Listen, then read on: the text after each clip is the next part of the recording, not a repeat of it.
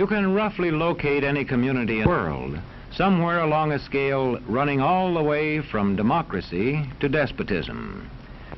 One to the democracy end, another somewhere in the middle, and a third. Let's find out about despotism. This man makes it his job to study these things. Well, for one thing, avoid the comfortable idea that the mere form of government can of itself safeguard a nation against despotism. Germany, under President Hindenburg, was a republic. And yet in this republic, an aggressive despotism took root and flourished under Adolf Hitler. When a competent observer looks for signs of despotism in a community, he looks beyond fine words and noble phrases. For which it stands, one nation, indivisible, with liberty and justice for all. Many observers have found that two workable yardsticks help in discovering how near a community is to despotism: the respect scale and the power scale.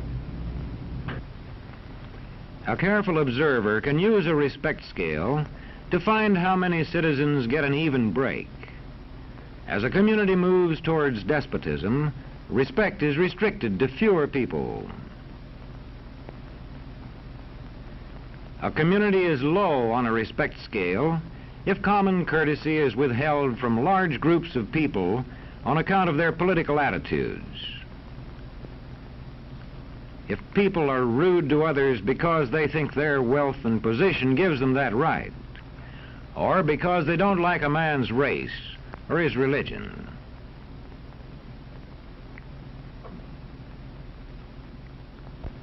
Equal opportunity for all citizens to develop useful skills is one basis for rating a community on a respect scale. The opportunity to develop useful skills is important, but not enough. The equally important opportunity to put skills to use is a further test on a respect scale.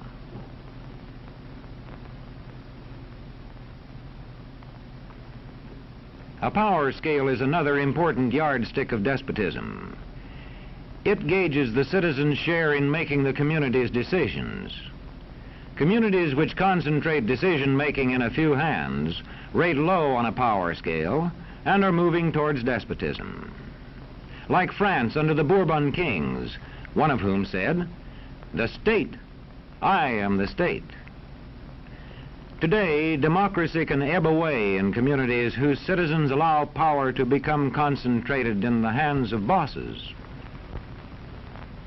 What I say goes, see? I'm the law around here. The test of despotic power is that it can disregard the will of the people. It rules without the consent of the governed. Look beyond the legal formalities of an election in measuring a community on the power scale to see if the ballot is really free.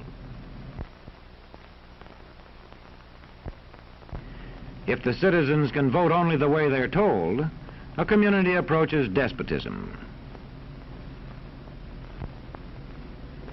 When legislatures become ceremonial assemblies only and have no real control over lawmaking, their community rates low on a power scale.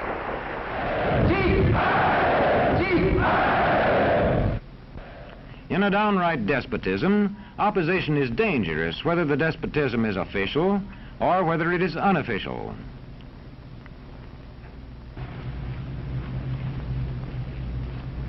The spread of respect and power in a community is influenced by certain conditions, which many observers measure by means of the economic distribution and information scales. If a community's economic distribution becomes slanted, its middle-income groups grow smaller, and despotism stands a better chance to gain a foothold. Where land is privately owned, one sign of a poorly balanced economy is the concentration of land ownership in the hands of a very small number of people. When farmers lose their farms, they lose their independence. This one can stay on, but not as his own boss anymore. To the extent that this condition exists throughout a nation, the likelihood of despotism is increased.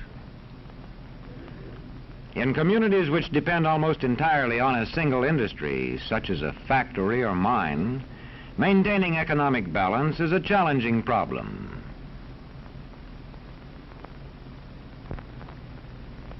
If this condition exists over the nation as a whole, so that the control of jobs and business opportunities is in a few hands, despotism stands a good chance.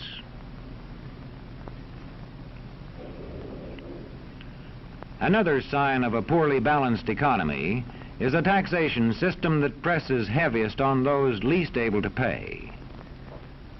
A larger part of a small income is spent on necessities such as food.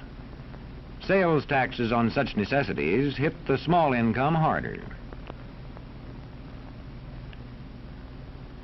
In the days of the salt tax, feudal despotisms were partly sustained by this and other effects.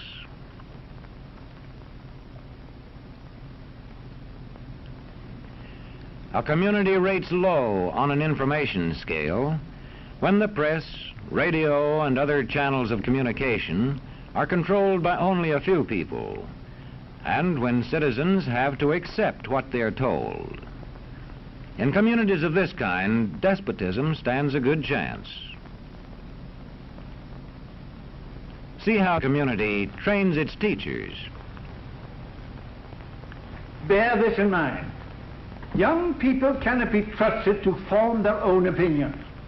This business about open-mindedness is nonsense. It's a waste of time trying to teach students to think for themselves. It's our job to tell them. And when teachers put such training into practice, despotism stands a good chance.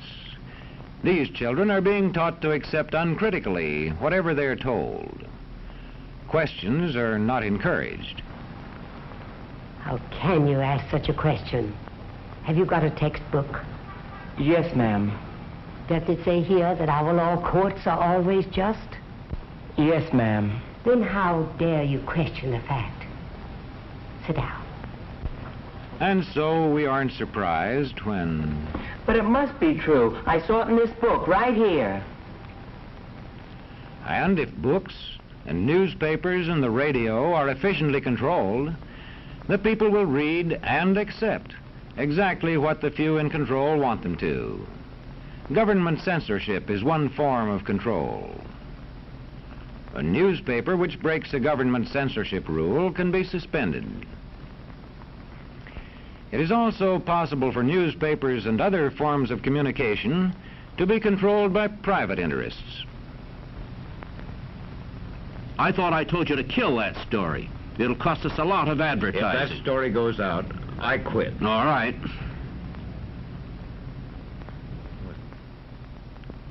What sort of community do you live in? Where would you place it on a democracy-despotism scale? To find out, you can rate it on a respect scale and a power scale. And to find out what way it is likely to go in the future, you can rate it on economic distribution and information scales. The lower your community rates on economic distribution and information scales, the lower it is likely to rate on respect and power scales, and thus to approach despotism.